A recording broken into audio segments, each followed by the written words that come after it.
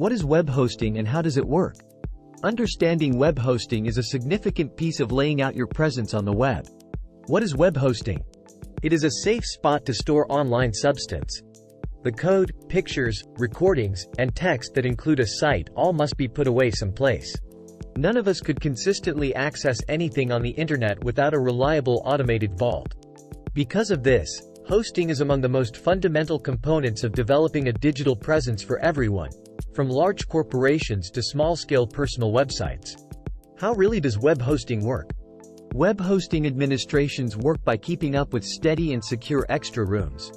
While web has given something beyond straightforward information stockpiling, it's a centerpiece of their usefulness.